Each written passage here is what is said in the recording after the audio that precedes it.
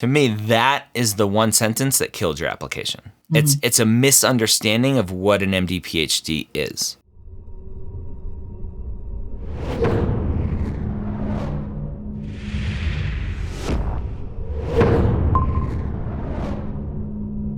Application Renovation Season 4, Episode 6. How you doing, my friend? I'm doing pretty good. How about you? I am doing great. I'm excited to chat with you because you are an e-shadowing legend and I want to get you into medical school. So I'm excited to take a look at your application and see where things can be improved. If they need to be improved, fingers crossed, you come off a wait list and get in and you won't need any of my advice. You can just throw it in the trash. Let's talk nuts and bolts, cycles, interviews, all of that stuff for people watching. Yeah, so I only applied this first cycle. It's the first time I've done it. I applied to 11 schools. I got 2 interviews, and 1 interview led to rejection. 1 is waitlist. So I'm waiting to hear back from them. Okay. And you applied MD PhD, so you had the lovely 2-day interviews, one with the med school, one with the PhD side of the house. Did you find one of the interviews harder than the other in terms of MD versus PhD? They were both very intermingled. As much as the interviews were suggested to be, more one or the other. Yeah. The questions on my application, they all kind of overlapped. I got asked a lot about the similar stuff. So okay. Interesting. No day particularly harder than other. Okay. All right. Why do you think you have come up short this cycle? So I have 2 big things that I think really hurt my application. One of them is my school list was really short. And I mostly applied to really prestigious MD PhD programs, MSTP programs. So I think that hurt my chances right off the bat. And then also I didn't engage in as much clinical exposure as I think I should have. Okay. Part of that was due to COVID. Part of that was I didn't have a car for a lot of this time that I was in school. But I had hoped that my strong research background and the quality of my experiences would help make up for that. But I'm thinking probably didn't. Yeah, there's always that hope that one thing's going to make up for this other thing. It's going to make up for this thing. And it's like, just don't look at that. Go look at this. I'm like, well, I need to look at that. And that doesn't look very good. So there's always that sort of issue there. Why only 11 schools? So part of it was financial. Because of COVID, I didn't get to work nearly as many hours as I wanted to. And so I don't have as much kind of cash savings to really dedicate to those applications. And if I do end up applying again, I've been able to work for the whole year. So that won't be an issue this time around. Great. But it was mostly the number of schools that I could afford to apply to. Okay. Thanks, AMCAS. All right. So let's dive into your application. We will take a break from ripping the AAMC today. So you applied 6/11, so you applied early, which is great. No issues there. With submission date, we go through kind of demographics. Obviously, it's all redacted out, but one thing I always like pointing out is the SES disadvantaged, just automatic marker that AMCAS puts on your application says yes, and that's typically due to parent education levels. So my assumption is parents didn't go to college or don't have full bachelor's degrees or something. That's usually where that comes from. But we continue on into the red flags section, and no red flags. Good job. We don't like red flags here. You have some high school dual enrollment credit, which is good. Got an A. We look through grades. We got lots of A's. Some B plus and B minus there sophomore year. More A's, some B pluses. So great job with GPA. Obviously going to be super high. We get down, and it is a 382 with 81 science credits, 388 cumulative with 130 credits, and you have some graduate work in there as well. Why did you do graduate work? So I got into a lab that I really liked, and kind of what happened was I actually started there one summer, but the next summer I got a different lab position, a totally different campus. And it kind of disrupted my ability to do that research. And I really liked the project. And so my professor's like, hey, if you want to they have a combined program, which would have given me another year to try and finish up the research project that I had been working on. And that also allowed me to kind of explore some higher level bio classes that I was interested in. So nice. Okay. So just some passions you were chasing there. And you did well, right? 396 all science credits. So GPA perspective, no issues. Let's creep up to the MCAT and 519. Woo! Like, crushed it. Great job. What was the difference between that 512 and 519 that you were able to do in a 10-month time? So I think part of it, that date that I have from the first one, it was during the time that the MCAT got cut to like 5 hours instead of 7. And push back and push back and push back. Exactly. And that was also the summer that me and my family were moving, and we were also taking care of my grandmother. There was a whole bunch of just kind of stuff going on in my life where I didn't have as much time to study as I wanted to. And because I still got a 512 and I knew I was going to be trying the next cycle instead of that present cycle, I decided to take the time and really buckle down a lot more. Okay. And obviously it paid off. So yeah. So 519, 382 science undergraduate GPA. Stats are not holding you back at all. So that's great. Okay. So let's keep going. We have court-appointed special advocate. I just learned about these classes maybe a couple years ago from another pre-med student who was doing it. It sounds very interesting. So you have this here, and you mostly talk about the families and what they're going through. And it's basically a general description of what this court-appointed special advocate is without me understanding who you are in this role. So for me, the biggest thing that the application is for is show me who you are, not just what you did. Mm-hmm. And so missed opportunity here to show who you are through this role. Okay. Paid employment here, not medical, clinical, COVID pool testing sample pooler. You have, I highlighted here, on busy days, this meant pooling as many as 240 samples over 3 hours, with 12 samples being mixed into one tube and then adding all initial collection tubes and pool to right. So again, it's kind of like, here's what I did and I'm going to show you how busy it was. I want to learn about you through this process, not just the job. Okay. Mm-hmm. So again, another missed opportunity. You do get into a story here with another student you were working with, and building that relationship. So it seems a little tangential because it's not necessarily about the job. It's about this friend who you met in the job. And it's the first part, I think, that we see, at least in how the PDF is printed out, where you mention specifically LGBTQ health and being a member of the LGBTQ community. And so I immediately am like, oh, okay, like you wanted me to know this.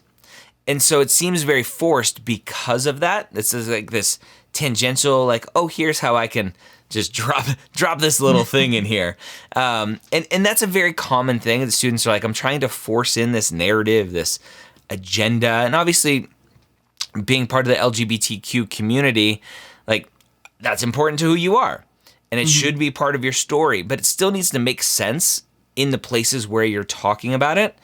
And that's the one thing that I always come up with a lot is, sure, talk about being part of that community and your story there, but don't just randomly throw it in. Be like, tell me about tying your shoe this morning. Well, as a member of the LGBTQ community, how, like it doesn't fit, right? It's just a little bit random. I don't know. That's a weird comment. But anyway, so just a little tangential story there. Moving on, honors, awards, recognitions. Nice little list here. I like Newman Civic Fellowship, founding Inclusive in STEM Club. You had a good little story here, right? Talking at our first meeting, you met Monique, a single Black mother, bringing in her 6-year-old. So nice little story there, showing that impact, showing who you are, which is good. That's the kind of stuff I like to see. I understand. We have summer research experience in the Cancer Science and Wang Lab. And so I highlighted here, right? It's only a couple months, 400 hours, but it's a summer experience. So I assume that's why it's so short. Mhm. You did mark this as a most meaningful. Why a 2-month stint of your life is a most meaningful part of your journey? So when I was doing, well, first of all, I think the research as like a central thing was really important for me. And doing the research in Dr. Wang's lab specifically, because it was over the summer, there wasn't all of the classes distractions and clubs distractions that I had during the semester trying to work in my home institution. So it was really nice to see the dynamic of a full-time lab, like what that looks like Mhm. without splitting your time between I'm taking 5 classes and trying to run 2 clubs kind of thing. Um, and so as much as the experience was short, it was very intensive. And I Okay. really liked how that felt and like doing that research full time. Okay. Got it. Okay. And from the description part, I think it's about as good as you can do there. Shadowing. So you have, looks like potentially some in-person shadowing, and then starting during the pandemic, very likely some virtual shadowing in there as well, with just the bump in hours that you have. And then again, when we talk about, when I was reviewing kind of your application last night, marking it up and thinking about it, the thing that I went to was agenda and theme. And for you, the things that I highlighted here was a memorable shadowing experience showed me the impact of the social determinants of health. Right? It's like, I'm going to force this narrative of social determinants of health. Like, I understand that. You should accept me because I understand social determinants of health. Like, we're talking about shadowing here. Like, sure, social determinants of health are very important. We should understand that. We need to be cognizant of it. We need to help our patients overcome anything and everything. But it just seemed very forced to throw that in there. Mm-hmm. At the very end, you have numbers and papers about demographics only scratch the surface of stories of how missing crucial information can mean a patient, like Mr. James, this person who you got into a little story with, not finding the treatment or care that works best for their needs, leaving patients with fewer options. So the takeaway is social determinants of health, right? Of like, I understand social determinants of health. I want to understand shadowing because that's the story that you're telling me from the experience and the impact. It's fine, right? It's not terrible, but it's just this general kind of underlying, like, I'm going to force this narrative in here that to me causes a divide of like, I'm trying to understand and learn about who you are, and you're going down this other path, which on the surface potentially looks like you're like, ooh, I'm going to tell you about social determinants of health so that you understand that I like that because I know that that's important. Okay, what else is important? I'm going to tell you about that next, right? Mm-hmm. That's on the surface. Obviously, deeper, like who you are as a person, like that may be very important, and that is who you are as a person. I'm not denying that. I'm not invalidating that. But on the surface, as I'm just skimming through applications, there's this like disconnect there. Do you understand that? Mm-hmm. Yeah. So some potential, right? Potential issues. Habitat. Love Habitat for Humanity. Again, the story here, we also learned about housing justice in the area, which disproportionately impacted descendants of slavery, who were often subject to Ayer's Law, which made it difficult, right? So again, this very similar to social determinants of health is like, I understand, right, kind of systemic racism and issues that we've had with slavery in our country, right? This is Habitat for Humanity. Let's talk about building houses for people who need it. And obviously, there are lots of reasons why descendants of people who were enslaved need houses for redlining and other, like, lots of big issues in this country. And that's important, but it seems like the narrative is like a little bit too far to one side. I just want to understand who you are, not understand that you are a social justice person.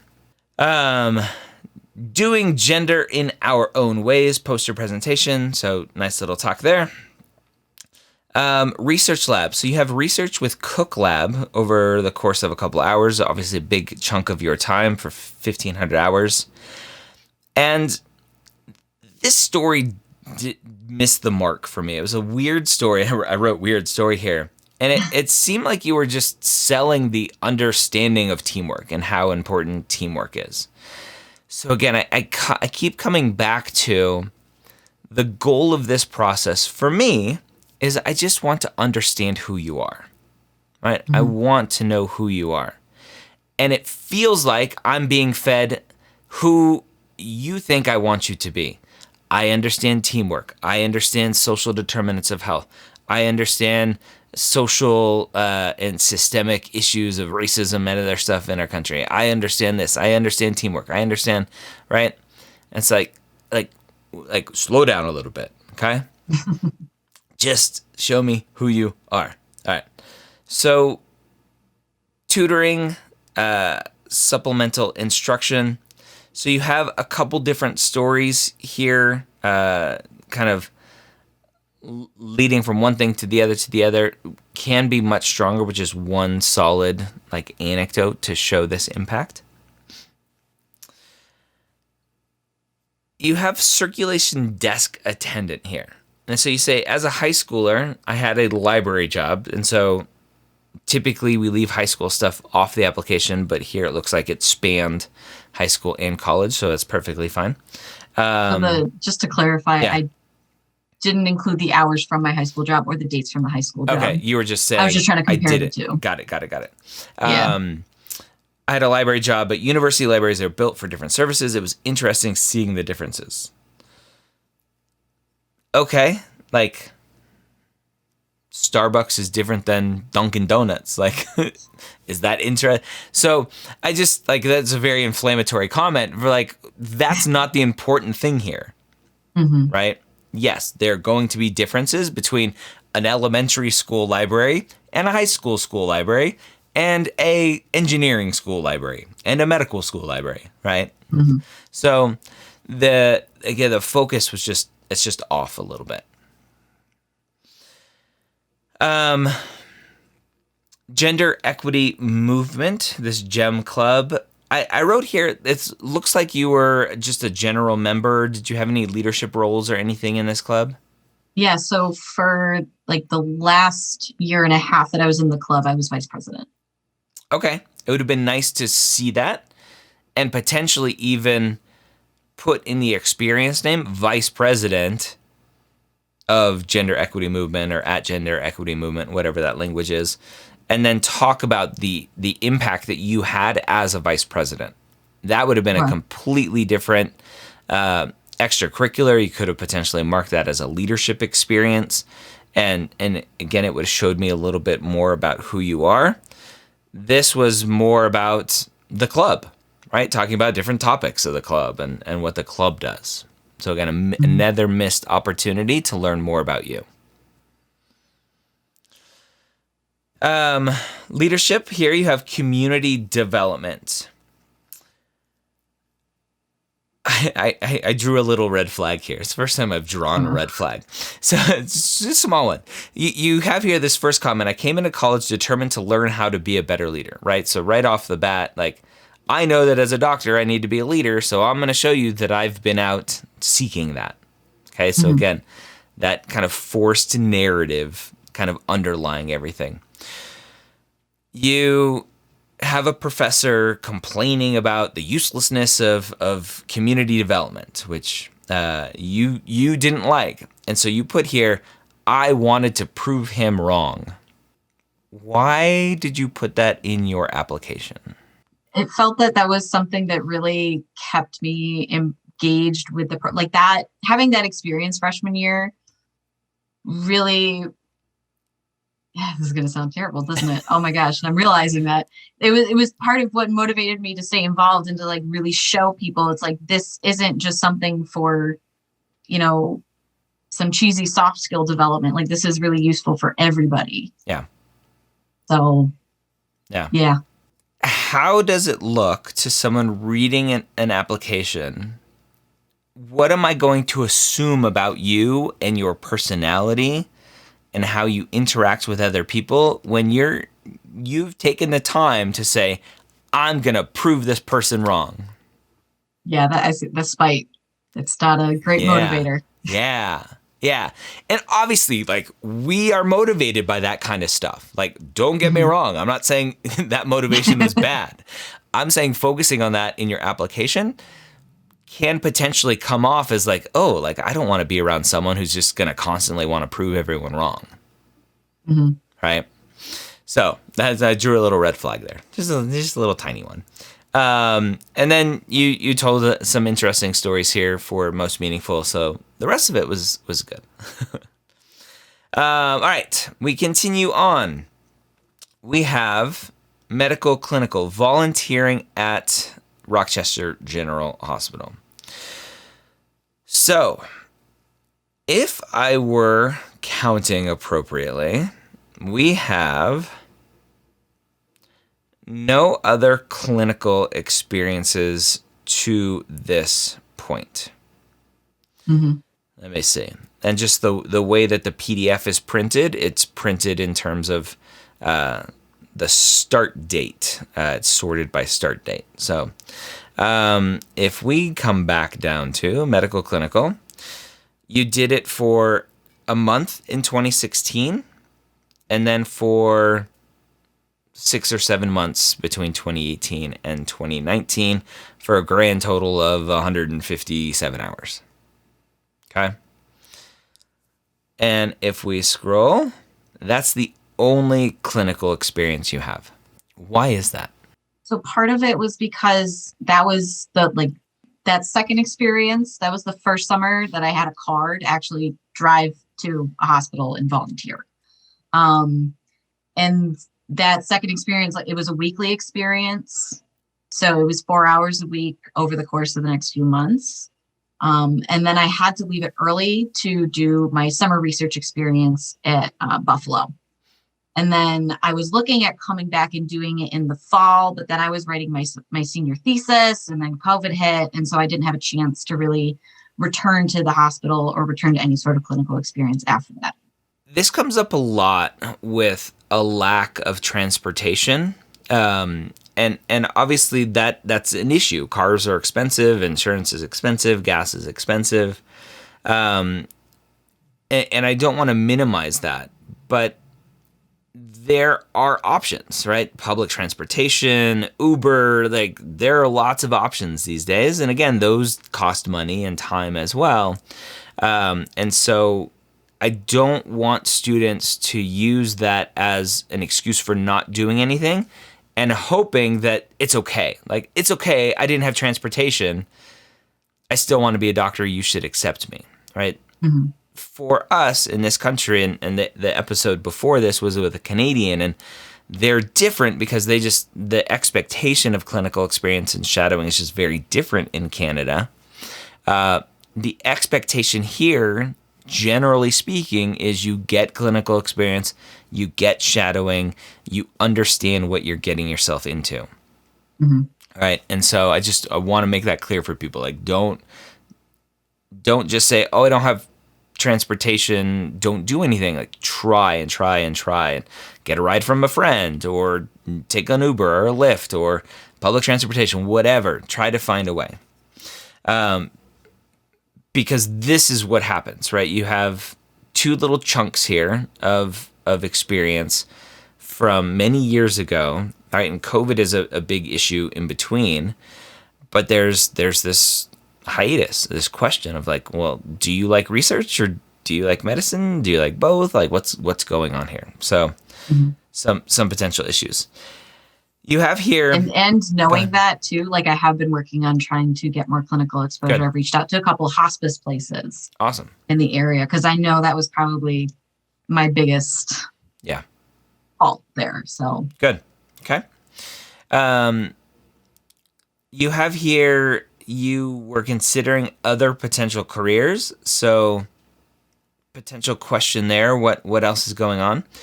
With new experiences in basic research, I was enjoying lab work and the systemic approach to answering research questions. What was the goal of talking about research in your clinical experience description? Yeah. So when I was part of this was like I was also writing this alongside my personal statement and my MD PhD essay. And so during that time of volunteering, like I said, I had just gotten into the lab, but I wanted to kind of reaffirm my interest in medicine and actual patient care, patient contact, patient treatment. Yeah. And so I didn't want either experience to be divorced from the other. So being able to bring in, what is the importance of basic science research into the clinic, and then also bringing what is important about clinic in basic science research, that was something I want to make sure was communicated, that I don't think of them as wholly separate. Okay. Got it.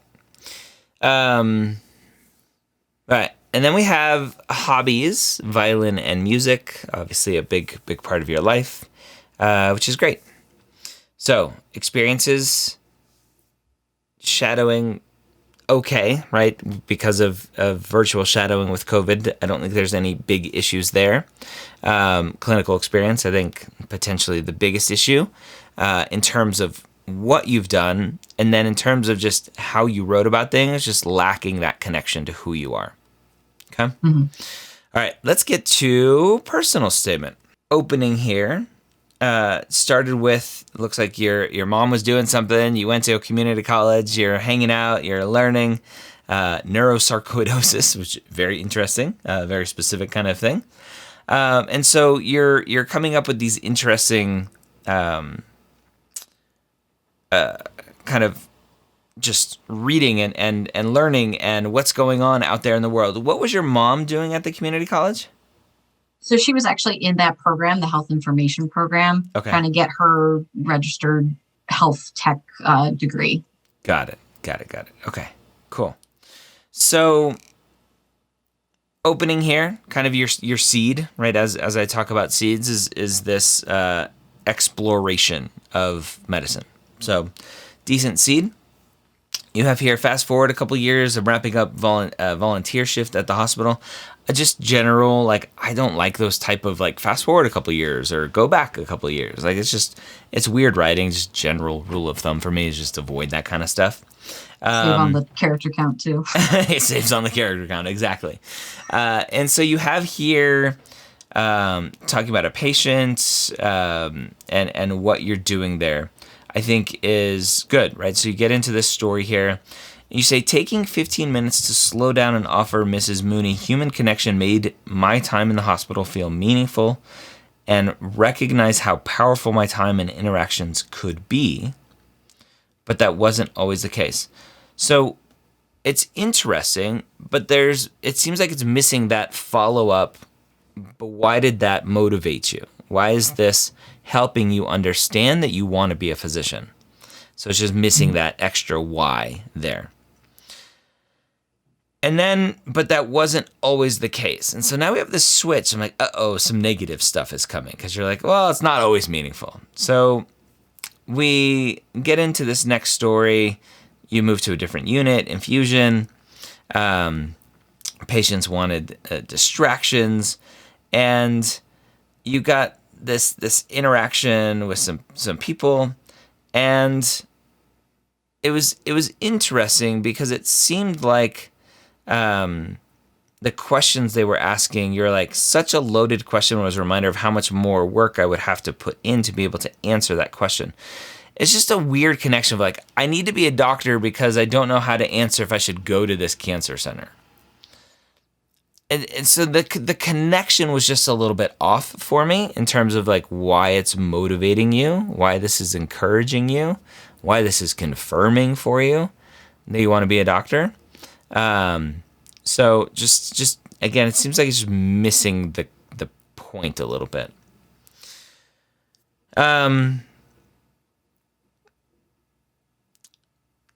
Finishing off here, you have when patients asked me health questions, there was a part of my brain that sorted through what limited information I had about their condition, tried to reason through what their biggest concerns were, blah, blah, blah. In these moments, I keenly felt the difference between the conversation I could offer as a volunteer and the insight a physician can offer the patient to soothe their fears, prepare them for their realities of their health, and help them begin to heal. So again, it's missing that, like, why do you want to be a doctor? I'm assuming you want to be able to have those conversations that the physician is having, but it's missing you actually connecting those dots for me to help me understand what's motivating you here. Is it really truly so you can just tell patients they should go to the cancer center? Yes or no? Like, so just a connection issue with what's going on. And that I would probably just attribute to you just haven't had a ton of clinical experiences. You haven't had a lot of those interactions. And so it's harder to write about something you haven't experienced a lot of. And when you did experience, it was a couple years ago. So, and that's not the kind of thing that I can fix with a one sentence that says, I wanted to do XYZ kind of thing. Yep. Yep. And I've been saying this a little bit more often here in your conclusion, trying to get students away from kind of the self-deprecation of I was out of my depth, I feel powerless. As an EMT, as an MA, as a phlebotomist, like, you obviously have your role, whatever that role is, and it's not the role of a physician. So let's stop self-deprecating, going, I couldn't do enough, I felt powerless, and just focus on that next step. Why is this that you want to be a physician? How are these experiences connecting to that reason? And then for a conclusion, like, what's your grand finale, big aspirations here for being a physician? So we get to the personal statement, we get through the personal statement, and I still have some questions. I'm still wondering, who is this person? Okay. And why do you want to be a doctor? That's always the question. Okay. We get to, this is an MD PhD application. We have an MD PhD essay here. And we have the opening here, just talking a lot about the research here. So the MD PhD essay, for those who don't know, is basically, why do you want to be a physician scientist, right? The personal statement, why do you want to be a physician? The MD PhD essay is, why do you want to be a physician scientist?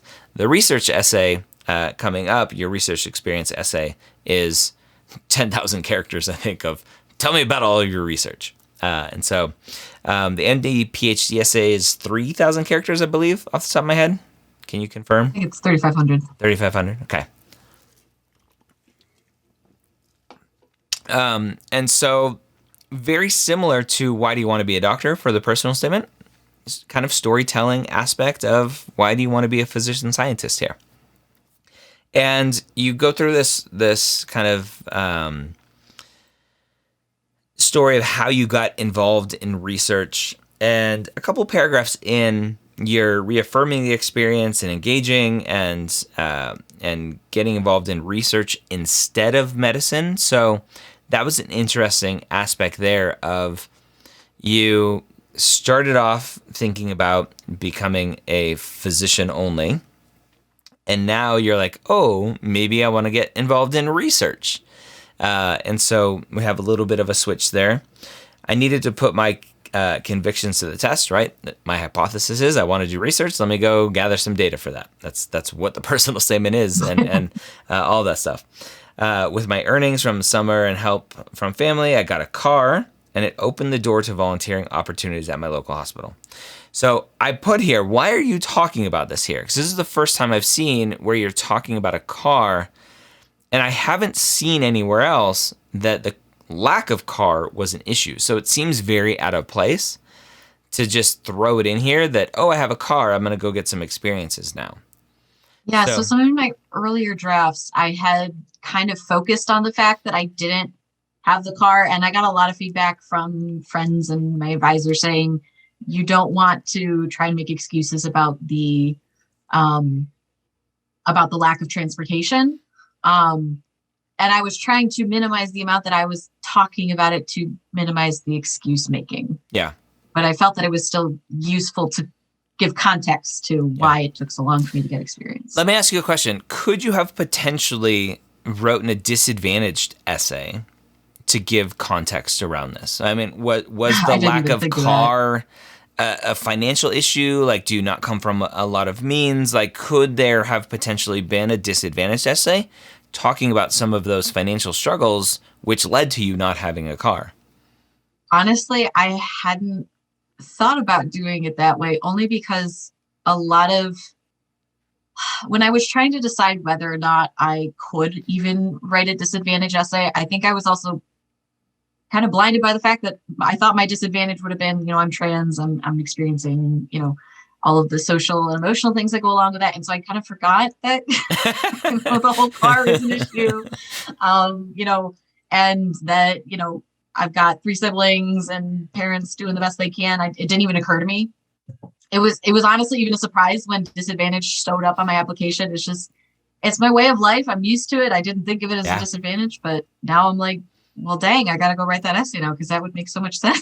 Yeah. And I've reframed the disadvantaged essay in terms of a context essay, how I talk about it, right?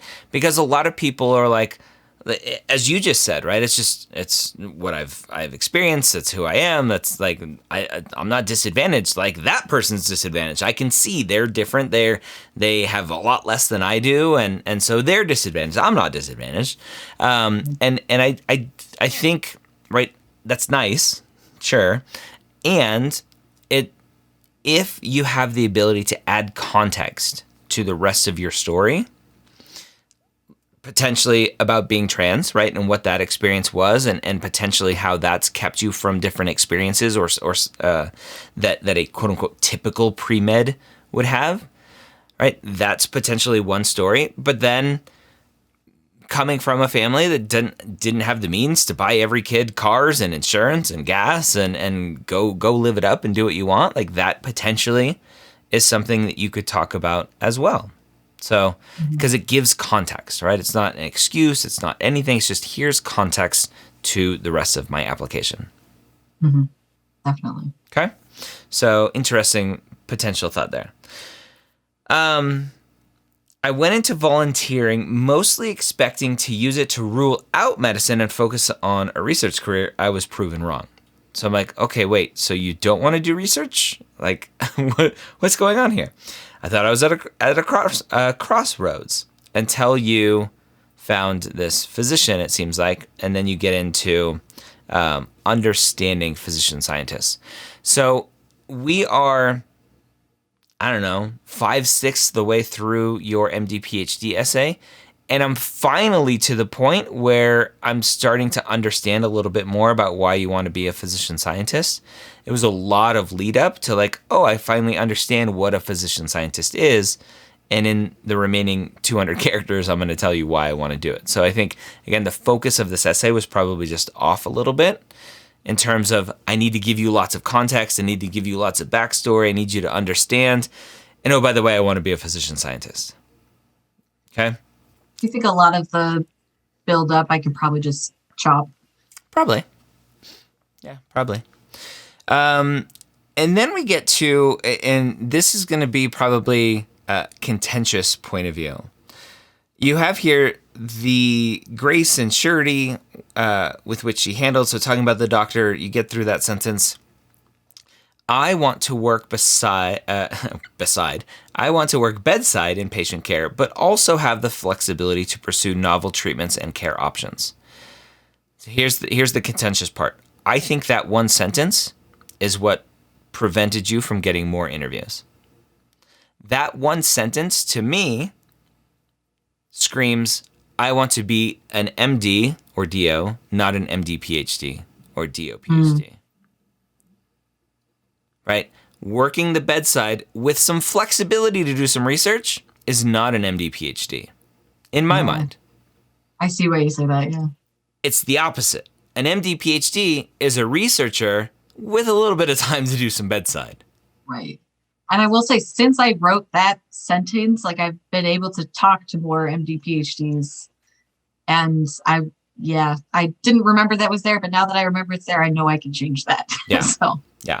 So to me, that is the one sentence that killed your application. Mm-hmm. It's a misunderstanding of what an MD PhD is. Okay. And then we have significant research experience. So just lots of the research that you've been on and what you've been doing there. Nothing big to say there. That's where all the nerd stuff goes.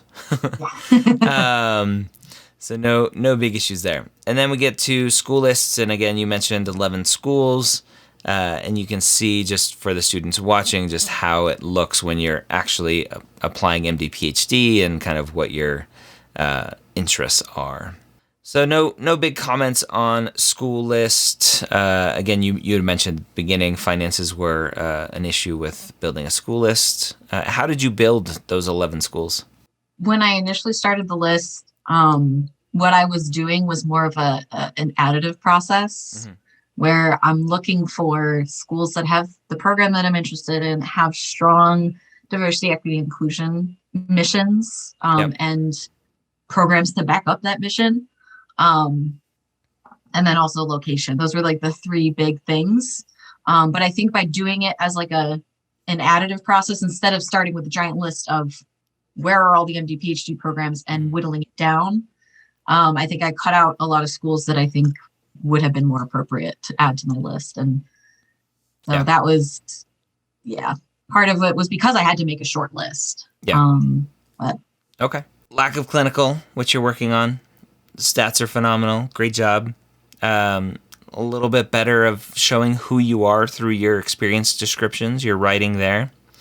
And clear personal statement, MD, PhD, essay. And I think you'll have a lot more traction moving forward. So this was for 21-22 application cycle. Are you jumping right in for 22-23? You're going to take a break, get some clinical experience? What does that look like? So my goal right now is to kind of focus on that clinical experience. I'm waiting again on that wait list. Okay. But right now I'm mostly leaning towards trying to get the application ready for this upcoming cycle. And I'll be out of school. I'll be finished with my master's.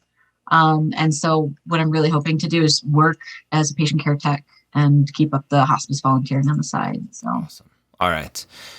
You're not in Application Academy, are you? I'm not. Okay. We'll get you in there. I think that's what we'll do.